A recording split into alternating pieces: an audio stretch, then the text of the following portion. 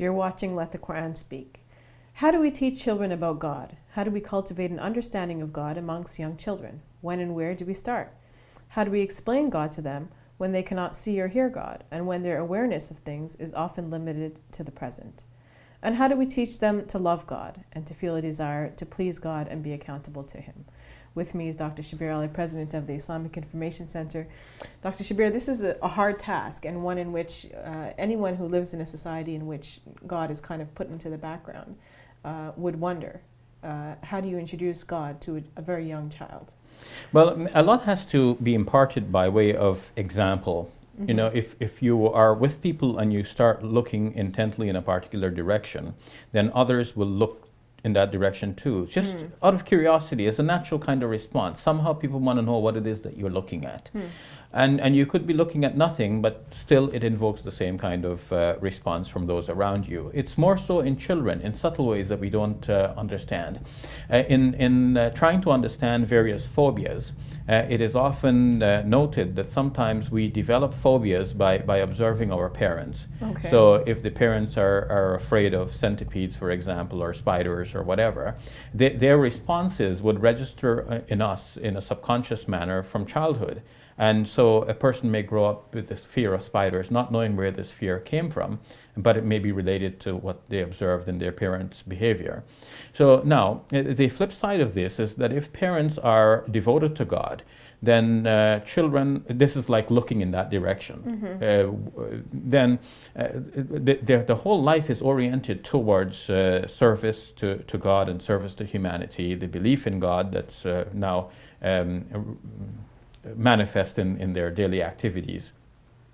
Then the children will pick this up subconsciously as well. And they may have a belief in God without knowing exactly what God is. I mean, at one time as a kid, I thought that God must be, the one who sends down rain by weeping, because that's a childhood conception. Where do you get so much water from? Maybe God is up there weeping and we get the rain. But of course, thankfully, that was only a fleeting thought. As a child, and then you grow up understanding more, and you come to realize that God has so much power. But as a kid, you wouldn't have this full conception, but you would be influenced by the direction in which your parents are looking. So would you have conversations with a child about God then? And at what age would that start? I think it's best to just simply answer their questions. We have certain basic things that we do teach children, and at the early stage they would just simply memorize much of what we say. This is why it is mentioned that, Imam al-Ghazali mentioned that at first you teach children to memorize the Quran, and then only later you'll teach them the interpretation of the Quran. So it has to come in this pattern, because at the early stage they would not have the capacity to understand so fully. But that does not mean that we shouldn't explain anything from at all. And there are books which are written to explain Islam to younger children. For example, a book by Ghulam Sarwar, Islam for Younger People, and a series of books by Aisha Limu. These books are available wherever Muslim books are sold. They put things in a very simple manner. For example, Aisha Limu asks, okay, so you think about a tree, where does that tree come from? Okay, it comes from a certain seed, right? And then where does that seed come? It comes from another tree. Well, then, if you keep going back to trees and seeds, there must be some tree that wasn't there because of a seed, or some seed that wasn't there because of a tree. It's the old chicken and egg scenario, right? What came first? But there must be a starting point to all of this, and the best way of thinking is that God created the something that then now began the whole process of giving seeds and trees, or chicken and egg. So we compare, we use examples from nature, or examples that are concrete to a child, and then connect it to God in some way. Exactly. And other examples can be used. For example, Sheikh Dr. Abdullah Hakim Quick said that if you go into a room, well, this is more an example that will appeal to adults, but we can now make it bring it down to the level that children will understand. So you go into a room, you find that there is on the desk a piece of poetry written on a page. well, you must assume that somebody wrote this poetry. It didn't just simply come there. In a similar way, when we think about things being arranged in our universe, because a poetry is basically an orderly arrangement of letters in a way that brings out meaning. So when we see in our universe that things are so arranged that they bring out meaning and purpose and value and beauty, we must posit that there is a creator of all of this. Well, then let's put it at the child's level. Ask the child, okay, I've been telling you so many times to clean up the room and to arrange your toys, but you didn't. Okay, suppose you come into the room and you find that your toys are all arranged. You think your toys arranged themselves by themselves, or did somebody come in? Did mom come in and arrange the toys for you? He would naturally say, or she would naturally say, yeah, mom came in and did this for me. Well, in a similar way, nothing happens by itself. There must be someone who does all of the arranging and gives us what we need. Water everywhere, not a drop to drink. Who gives us the water that we drink? So we need water, and it is just there for us. Who put that there? There must be someone who made us and gave us this water. So in these simple ways, we can actually communicate to larger concepts to children. We just have to break it down and to their level. Sometimes we get asked questions that dumbfound us. Like, for example, where is God? Why can't I see God? Why did God create us? Things like this. Yes, they dumbfound us because we never thought about these questions before. We just saw the things in the way we have been acculturated to believe. And it is especially important for parents raising children as Muslims in Canada and wherever Muslims are minorities. In fact, in all of the modern world, because so much is happening in the modern world that is vastly different from the situation of life as we experienced it as we were growing up, that kids will come with new questions, and we have to be prepared to answer these questions. Parents, to do a good job of parenting, especially as Muslim parents trying to raise children in an environment that is not conducive to the development of this faith in a natural way, would have to do the extra work of learning themselves. So they have to investigate the questions that children are asking and find ways to answer them. You know, there are books of imponderables like Why is the Sky Blue?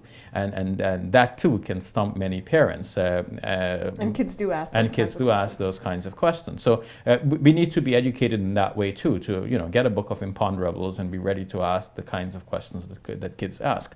But also from the point of view of the faith, of conveying that to children, be well educated about the faith. And we don't have to always explain everything in detail to a child, but we explain according to the level of the child and what the child could understand. But we should never give false information, like saying the stork brought the baby, for example, because this is false, and when the child grows to a certain age, they will realize that they've been given false information, and they might start questioning other things that they have been told. What else have they been told that is false? We put their minds now in a mindset that makes them skeptical of everything we have taught them before. But while we don't have to tell them anything false, we don't have to tell them everything that is true as well. We tell them that which their minds are ready to absorb. So we have an excellent book entitled The Miracle of Life that explains deeper secrets of human intimacy at the level of children. They may say something like, for example, when the love between a father and a mother gives rise to the birth of children. So this is put in a very simple manner. Of course, this is for an older age group, right? According to the level that they could understand, right? So how would you teach children to develop a relationship with God, to feel a sense of love for God, to want to please God, that sort of thing? I think just by sheer example. We say that I love you as a child, you love me because I'm your parent. I brought you into the world in a way, and this is why you love me. But someone brought me and all of our previous generations into the world. Grandma and grandpa, someone brought all of us into this world, and that's the one that we owe our final and ultimate thanks to. And this is why we pray. We give thanks to God who brought us into the world. So I think they can understand that. And they might, of course, have a conception that there's some older person that's older than grandma and grandpa that brought us into the world. They may misunderstand.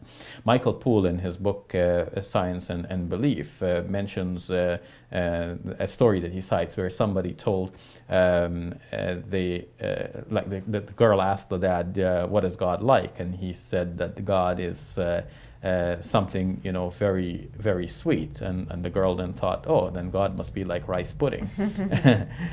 So the language we use, it's inevitable that we'll use some language and we'll try to convey the idea in some way. And the children will develop some perception, much of it, which some of that perception may be incorrect, but they'll correct themselves over time as a child grows up, develops, and realizes that, God doesn't wait for us to get rain. God sends us rain through a certain process, but it is God who does that. Of course, in the past, we thought about religion in terms of things like rules and in terms of punishment, and we don't want to, in the modern age, we don't think of religion in that way, and I guess we wouldn't convey that to children.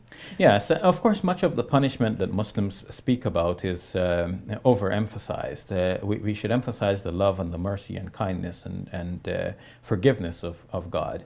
So we need to put that in proper perspective. All right, nicely put. Thank you for that, Brother Shabir. You're welcome.